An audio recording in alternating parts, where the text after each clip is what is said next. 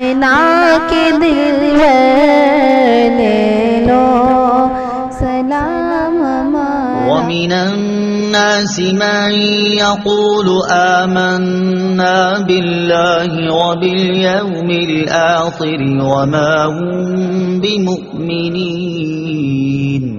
ترجمہ، اور کچھ لوگ کہتے ہیں کہ ہم اللہ پر اور آخرت کے دن پر ایمان لے آئے ہیں، حالانکہ وہ ایمان والے نہیں ہیں۔ وَمِنَ النَّاسِ مَن يَقُولُ، اور کچھ لوگ کہتے ہیں۔ تفسیر صراط الجنان میں ہے، اس سے پہلی آیات میں مخلص ایمان والوں کا ذکر کیا گیا جن کا ظاہر و باطن درست اور سلامت تھا، پھر ان کافروں کا ذکر کیا گیا جو سرکشی اور انات پر قائم تھے، اور اب یہاں سے لے کر آیت نمبر 20 تک منافقوں کا حال بیان کیا جا رہا ہے جو کہ اندرون خانہ کافر تھے اور اپنے آپ کو مسلمان ظاہر کرتے تھے۔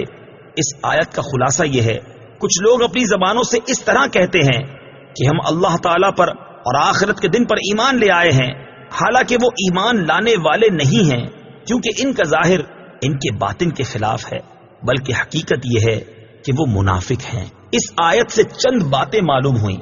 نمبر 1، جب تک دل میں تصدیق نہ ہو اس وقت تک ظاہری اعمال مومن ہونے کے لیے کافی نہیں۔ نمبر 2، جو لوگ ایمان کا دعویٰ کرتے ہیں اور کفر کا اعتقاد رکھتے ہیں سب منافقین ہیں۔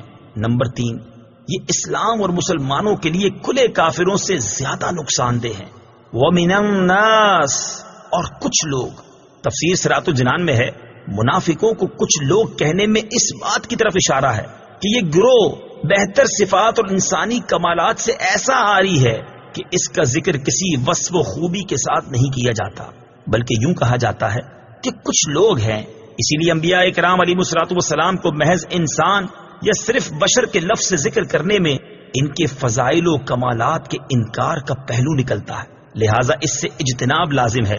اگر آپ قرآن پاک مطالعہ کریں تو معلوم ہوگا کہ انبیاء اکرام علیہ الصلوۃ والسلام کو صرف بشر کے لفظ سے ذکر کرنا کفار کا طریقہ ہے، جبکہ مسلمان انبیاء اکرام علیہ الصلوۃ والسلام کا تذکرہ عظمت و شان سے کرتے ہیں۔